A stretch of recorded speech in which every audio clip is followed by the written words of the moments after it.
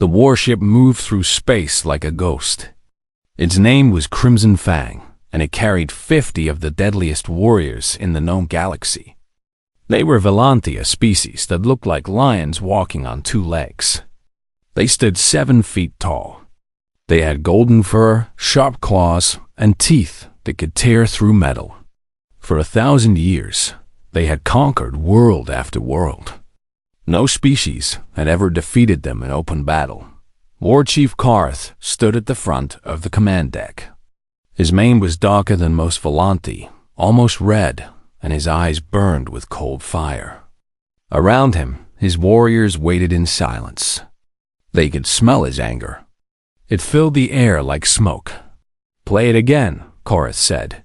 The hologram appeared in the center of the room. It showed a small Volanti scout ship flying near the border of human space. The ship was not attacking anyone. It was simply passing through.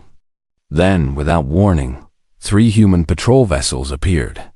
They opened fire. The scout ship tried to run, but it was too slow. In less than a minute, it was nothing but burning metal and floating bodies. 30-7 Volanti died in that attack. Karth had watched this recording 100 times. He would watch it 100 more if needed. He would never forget what the humans had done. "They call it a mistake," said Commander Velsha. She was Karth's second in command, a female warrior with pale golden fur and a scar across her left eye. The humans say the ship entered restricted space. They say their patrol acted in self-defense. "Self-defense," Karth repeated. The word tasted like poison in his mouth. Against an unarmed scout ship. Against a crew of scientists and young officers. He turned to face his warriors. "Against my brother." The warriors growled low in their throats. They had all known Torith, Karth's younger brother. He had been kind and curious, more interested in studying stars than fighting wars. He had joined the scout mission to map new trade routes. He had never fired a weapon at anyone in his life. Now he was dead, and the humans called it self-defense. Karth walked slowly through the rows of his warriors. He looked at each one. These were not ordinary soldiers. They were pride warriors, the elite hunters of the Volanti Dominion. Each one had killed at least 50 enemies in combat. Each one had sworn an oath to follow Karth into death itself. "For 20 years, we have watched the humans spread across the galaxy," Karth said. "We called them soft. We called them weak. They have no claws. They have no fangs. They wrap themselves in metal suits because their own skin cannot protect them. They need machines to do what our bodies do naturally." He stopped in the center of the room. "But soft or not, they killed our people. They killed my brother. And they expect us to accept their apology and move on." Karth's voice dropped to a whisper that somehow filled the entire room. "I do not accept." The warriors roared their approval. The sound shook the walls of the ship. Karth raised one hand, and silence fell immediately. "The humans have a colony on a small world called Kepler 442b. It is a farming planet. They grow food there and raise animals. It is almost no military presence, just a few guards and old defense systems. The humans think it is safe because it is far from the border." He smiled, showing his fangs. "They are wrong." Commander Velsha stepped forward. "War Chief, attacking a civilian colony could start a full war with the Human Federation. Our own government has warned against—" "Our government," Karth interrupted, "sent a formal complaint to the humans. Do you know what the humans did? They sent back a letter expressing regret." "A letter?" He spat the word. "My brother's life is worth more than a letter." Velsha lowered her head. She understood. They all understood. Among the Volanti, blood demanded blood.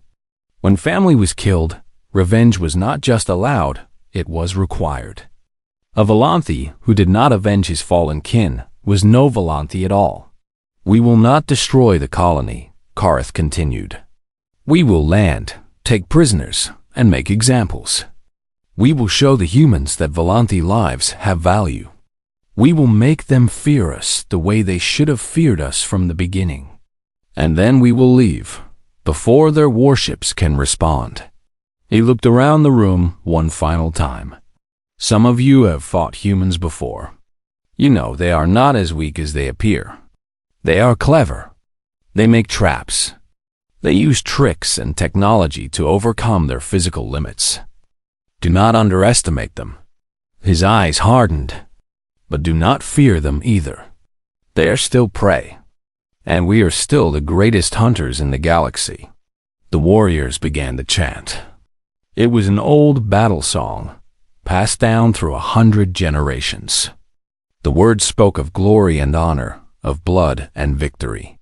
Korath let the sound wash over him. For a moment, he felt his brother's presence beside him, as if Torath was watching from somewhere beyond death. "I will make them pay," Korath whispered. "I swear it on my blood." What Korath did not know, what no one on the Crimson Fang knew, was that 2 weeks earlier, a Volanti diplomatic vessel had suffered a catastrophic engine failure near Kepler 442b. The ship had been carrying Ambassador Sareth and her family to peace talks with a neutral species. When the engines exploded, only the escape pods survived. 3 pods had crashed on the farming world below. 2 adult Volanti died on impact. 1 adult, a female named Sarah, survived with serious injuries. And 12 cubs, ranging from infants to young teenagers, found themselves stranded on an alien world, surrounded by the very species they had been taught to hate. The cubs were hungry, scared, and alone. Their guardian was too injured to hunt or protect them. They expected to dead either from starvation or from the humans, who would surely come to kill them. But the human who found them was not a soldier. He was not a scientist or a government official. He was just an old farmer with gentle hands and a broken heart, and he was about to change everything. Elias Hard woke to the sound of thunder that was not thunder. He sat up in bed, his old bones protesting the sudden movement. Through the window, he could see streaks of fire cutting across the night sky. 3 burning objects fell toward the highland meadows east of his farm. They hit the ground one after another, boom, boom, and then there was silence. Elias was 67 years old. He had white hair, deep wrinkles, and hands that shook slightly when he was tired. He had come to Kepler 442b 5 years ago. After his wife Maria died from a sickness the doctors could not cure. Earth held too many memories. Every street, every room, every sunrise reminded him of her. So he sold everything and bought a small farm on a distant world where no one knew his name. He raised sheep now. He grew vegetables. He talked to his border collie, Luna, and pretended she could understand him. Most days, he did not see another human being. That was fine with Elias. He had done enough living for 2 lifetimes. Now he just wanted peace. But something had fallen from the sky. And Elias Hard had never been able to ignore someone in trouble. He dressed quickly, grabbed his medical bag, old habits from his years as a veterinarian, and climbed into his truck. Luna jumped in beside him, her tail wagging with excitement. The drive took 20 minutes over rough ground. When Elias finally reached the first crash site, his headlights revealed something that made his heart stop. Thought it was an escape pod. The symbol on the side was unmistakable. The Volanti Dominion. Elias had seen pictures of Volanti on the news feeds. Lion people, the reporters called them. Dangerous predators who had conquered half the galaxy. The Human Federation was not at war with them, not officially, but everyone knew it was only a matter of time. The border conflicts were getting worse every year. For a long moment, Elias sat in his truck, staring at the pod. The smart thing would be to drive away. Call the colonial authorities. Let the military handle it. Then he heard a sound that cut through the night air. Up. Child crying. Elias was out of the truck before he could think. He ran to the pod and looked inside. 2 young Volanti cubs, He supposed they were called huddled in the corner. One was maybe 8 or 9 years old in human terms. The other was smaller, perhaps 5 or 6. Both were covered in cuts and bruises. Both were crying when they saw Elias. They screamed and pressed themselves against the wall. "Easy," Elias said softly. He held up his empty hands. "Easy now. I am not going to hurt you." The cubs did not understand his words, but something in his voice made them stop screaming. They stared at him with huge golden eyes, trembling like frightened kittens. Elias found more survivors at the second pod, 5 more cubs and 1 adult female. The adult was in bad shape. Her leg was twisted at a terrible angle, clearly broken, and she had deep cuts across her ribs. But when Elias approached, she forced herself up and snarled at him. Her fangs were as long as his fingers. "Stay back," she growled in broken human standard. "Touch cubs, I kill you." Elias stopped. He could see that just sitting up had cost her greatly. Blood dripped from her wounds onto the grass. "Your leg is broken," he said calmly. "You have lost a lot of blood. If I do not help you, you will die. And then who will protect them?" The female, her name was Sarah, though Elias would not learn this until later, stared at him. He could see the war in her eyes. Everything she had been taught told her that humans were enemies, cruel, dangerous, not to be trusted. But she was dying, and her cubs needed her. Why? She asked. Why help? Elias thought about the question. Why indeed? These were aliens, predators. Their people had killed humans. Helping them could get him in serious trouble with the colonial government. Because they are children, he finally said. And children should not suffer for the mistakes of adults. He found 3 more cubs at the third pod, along with 2 dead adults. He covered the bodies with blankets and promised himself he would bury them properly later. The surviving cubs, 12 in total, gathered around Sarah like frightened chicks around a wounded hen. Elias loaded them all into his truck. It took 3 trips. Sarah passed out halfway through the first trip, and Elias had to carry her himself. She was heavier than she looked, all muscle and dense bone, but Elias managed. He had carried sick cows before. This was not so different. He converted his barn into a shelter. He set Sarah's leg using techniques he had learned on horses and cattle, adapting as best he could for her different anatomy. He cleaned and stitched her wounds. When she woke and tried to attack him, he simply stepped back and waited until she calmed down. "I have food," he said. "I do not know what Valanti eat, but I have meat. Fresh sheep meat. Will the cubs eat that?" They would. They were starving. Elias watched 12 young aliens tear into raw meat with their sharp teeth, and he felt something he had not felt in years. Purpose. But one cub would not eat. She was the smallest, barely more than an infant. She sat apart from the others, staring at nothing. When Elias offered her food, she turned away. "She saw her mother die," Sarah said quietly. Her voice was weak from pain and blood loss. In the crash, her mother held her until the end. That night, the little cub would not stop crying. The sound tore at Elias's heart. He remembered Maria, near the end, when the pain was too much and all he could do was hold her dot. He picked up the cub. She was small enough to fit in his arms, light and warm.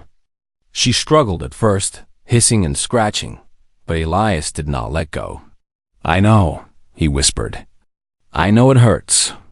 I know the world feels empty and wrong. But you are not alone. I promise you are not alone." He hummed an old lullaby, the same one Maria used to sing when she could not sleep. The cub slowly stopped struggling. Her small claws tangled in his shirt. Her breathing slowed by morning. She was asleep against his chest, her tiny heart beating against his. Sarah watched from her cot. Tears ran down her furred cheeks, and she did not understand why. 2 weeks passed on the farm. And something strange happened. The cubs stopped being afraid at first. They watched Elias with suspicious eyes. They flinched when he moved too quickly. They growled when he came near their food. But day by day, the fear melted away. They learned that this strange, clawless creature meant them no harm. More than that, they learned that he cared for them. Elias taught them simple human words. They taught him simple Volanti words. The older cubs helped him with farm work, their strong young bodies making easy work of tasks that left Elias sweating and tired. The younger cubs played with Luna, chasing the dog across the meadows and laughing when she barked at them. Sarah healed slowly. Her leg would never be quite right again, but she could walk with a crutch that Elias carved from wood. She spent her days watching the human move among her cubs, and she could not make sense of what she saw. "Why do you do this?" she asked him one evening. They sat on the porch of his farmhouse, watching the cubs play in the last light of the sun. "You gain nothing. We cannot pay you. We cannot help you. When we leave, you will never see us again." Elias was quiet for a long moment. He watched the smallest cub, the one who had lost her mother, toddle after Luna with her arms outstretched. "When my wife was sick," he said finally, "I could not save her. I had all this knowledge, all these skills, but none of it mattered. I had to watch her fade away day by day, and there was nothing I could do." He turned to look at Sarah. "But I can help you. I can help them. Maybe it does not make sense. Maybe it is foolish. But when that little one fell asleep in my arms, I felt something I thought I had lost forever." He smiled, and there was sadness in it. "I felt like I still had something to give." Sarah did not respond. But later that night, when Elias was not looking, she bowed her head in the traditional Volanti gesture of deep respect, a gesture normally reserved for elders and heroes. None of them knew that death was falling from the sky. The Crimson Fang entered the Kepler 442 system at midnight. Korath had planned the approach carefully. They came from the far side of the system's sun, using its radiation to mask their signature. By the time the colony's old sensors detected them, the warship was already in orbit. "Communication relay destroyed," reported Commander Velsha. "The colony cannot send for help." "Ground teams ready," reported another warrior. 50 hunters, armed and waiting. Korath nodded. Everything was going according to plan. In a few hours, the humans would learn the price of Volanti blood. But then his scanner officer spoke up. And everything changed. "War Chief, I am detecting Volanti life signs on the surface." Korath spun around. "What?" "Certain Volanti. Located approximately 40 kilometers from the main colony settlement." The officer's voice was confused. "The signal is clear. They are alive." Korath's mind raced. Volanti on a human farming world? That made no sense, unless— "The ambassador ship," Velsha said quietly. "The one that disappeared 3 weeks ago. They said it was lost in a navigation accident." "Check the records," Korath ordered. What was Ambassador Sarath's flight path? A few minutes of searching confirmed it. The lost diplomatic vessel had been traveling through this sector when it vanished. If the crew had escaped in pods, if they had crashed here, they could be prisoners, Velsha said. The humans might be holding them. Something dark and terrible rose in Korath's chest. Bad enough that humans had killed his brother. But if they were holding Volanti captives' cubs, perhaps, from the ambassador's family, then there was no punishment too severe. He would burn this entire world to ash. "New orders," Korath growled. "Primary objective is now rescue. We locate our people, determine their condition, and extract them. If the humans have harmed them in any way." He did not finish the sentence. He did not need to. The landing craft descended through the clouds like hunting birds. Korath led the first team himself. following the life sign signal toward the highlands. They moved in perfect silence, their armor absorbing all sound, their eyes seeing clearly in the darkness. The signal led them to a farm. It was a small place, a simple house. A large barn, fenced fields where strange woolly animals slept. Light glowed in the windows of the house.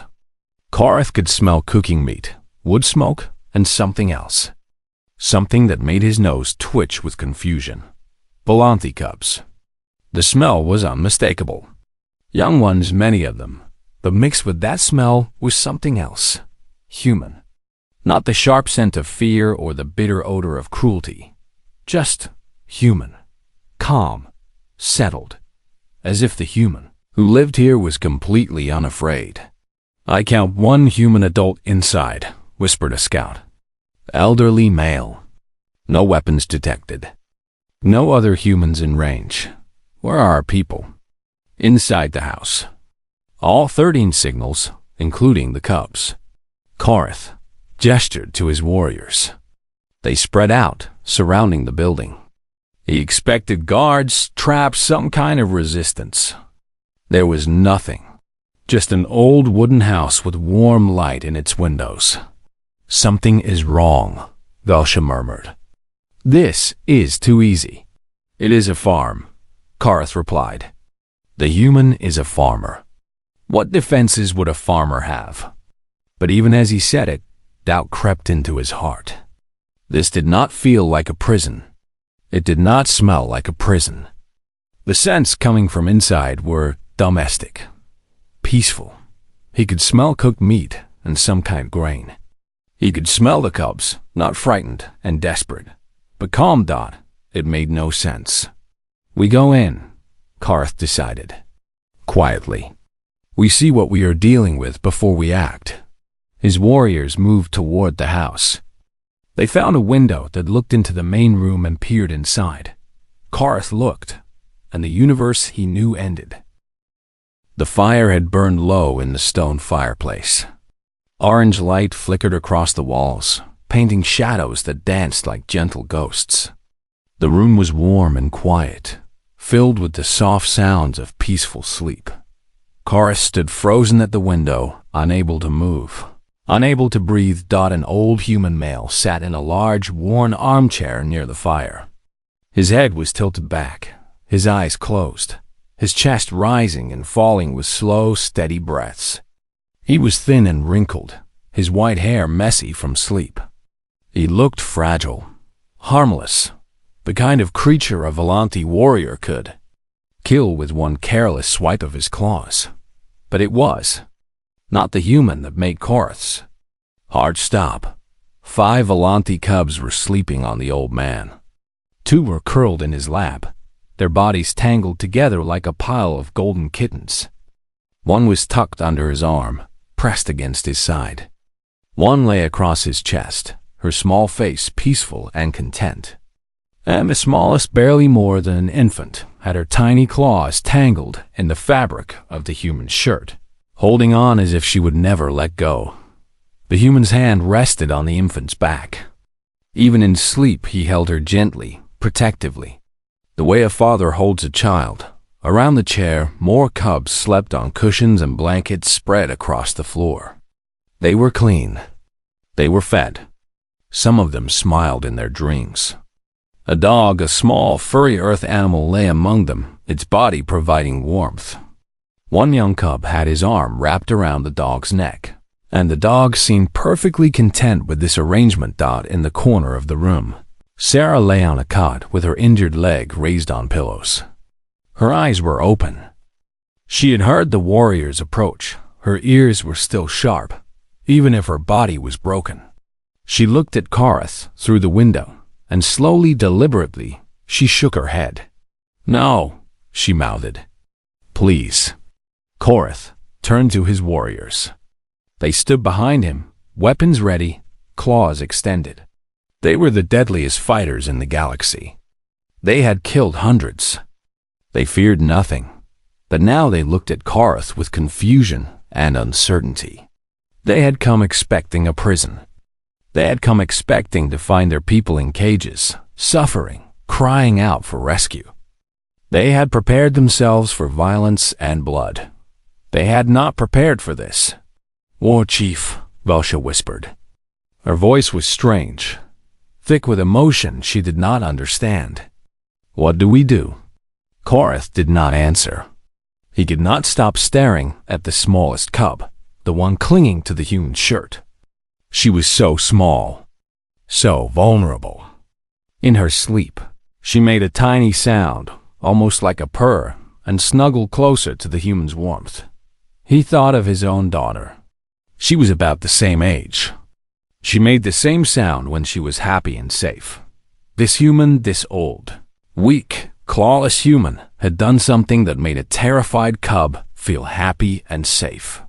He had given her something that Korath, with all his strength and power, could not have given her. Peace. "We go inside," Korath said quietly. "We talk to Sarah. We learn what happened here. And the human?" Korath looked at the sleeping old man one more time. The infant on his chest shifted slightly, and the human's hand automatically moved to steady her. Even in sleep, he was protecting her. "We do not harm him," Korath said. "Not until we understand." They entered through a side door, moving with predator silence. The cubs did not wake. The dog raised its head, looked at them with calm brown eyes, and then lowered its head again. It did not bark or growl. It simply accepted their presence, as if it had already decided they were not a threat. Korath crossed the room to Sarah's cot and knelt beside her. Up close, he could see the quality of her care. Her wounds were clean and properly treated. Her broken leg was set in a professional splint. Someone had taken great care to make her comfortable. "Tell me everything," he said. Sarah told him. She told him about the crash, about the terror and chaos, about watching 2 of her fellow adults die. She told him about the cubs crying in the dark, about her own injuries, leaving her helpless to protect them.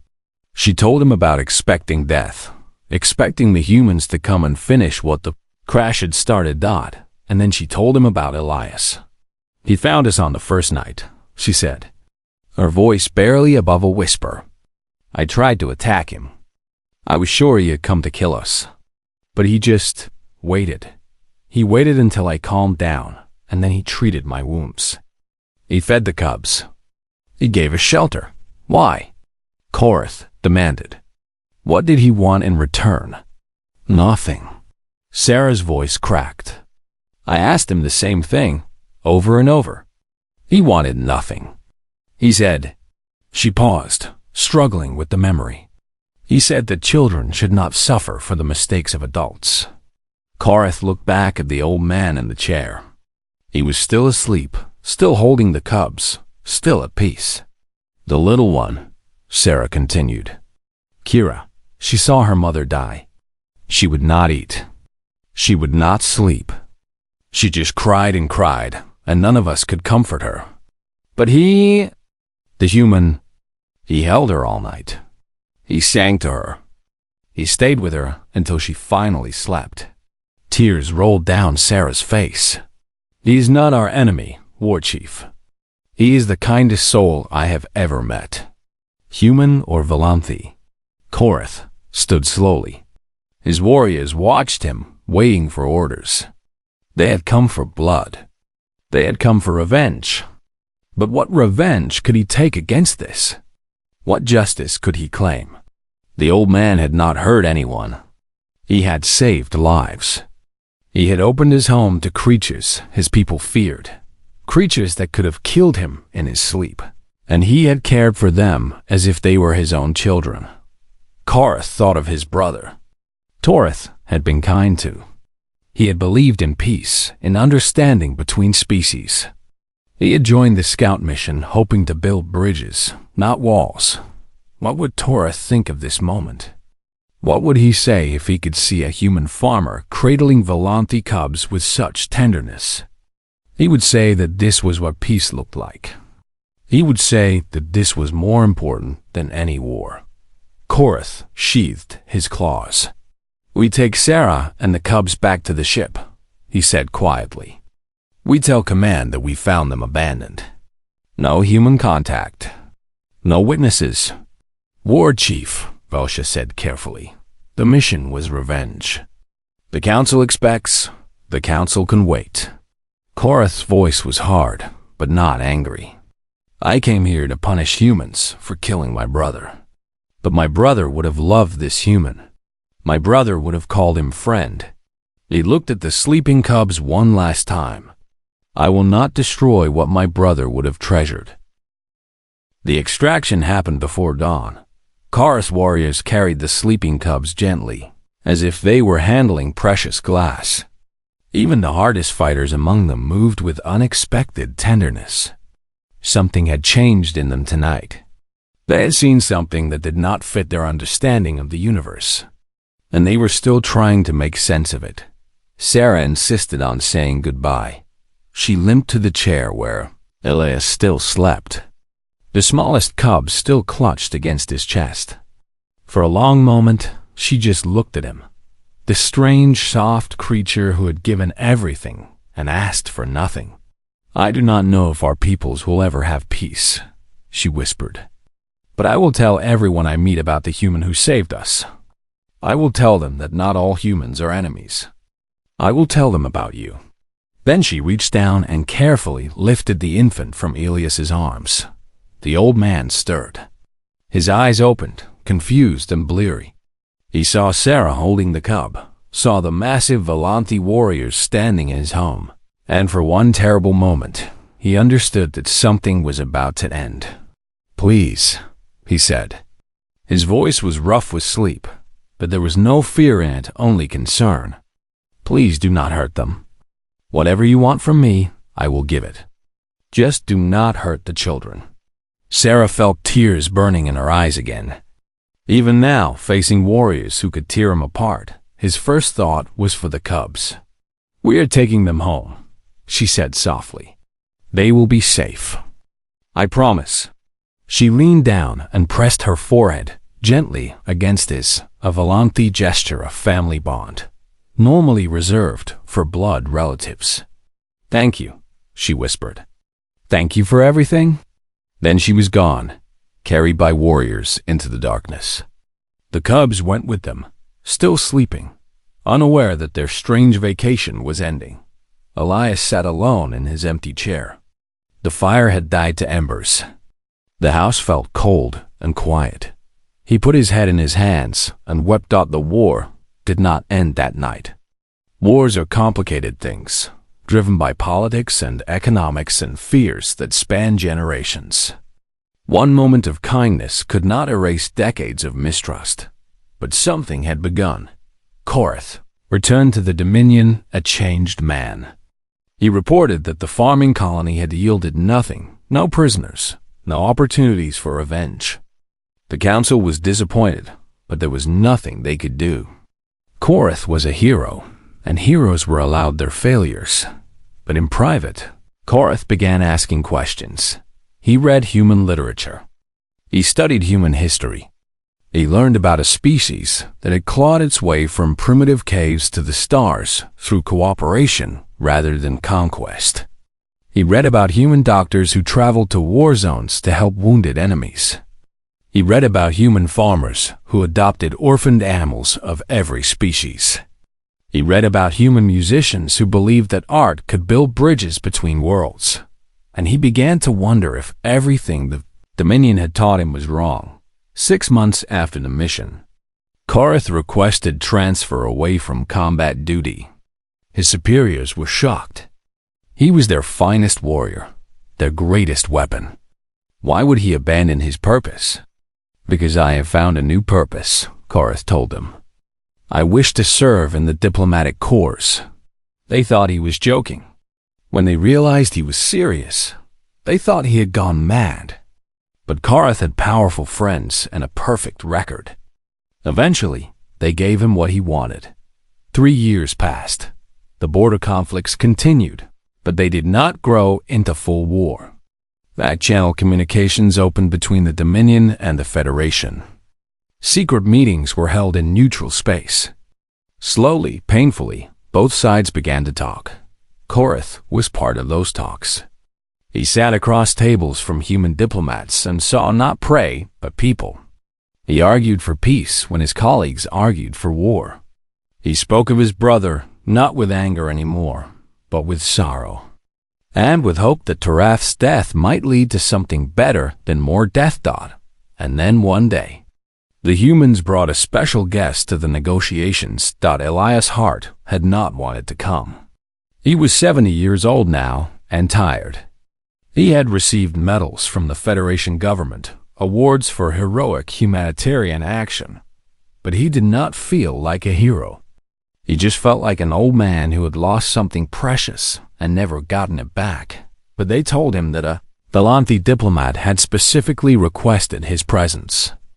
They told him that this diplomat spoke constantly about the farmer who understood.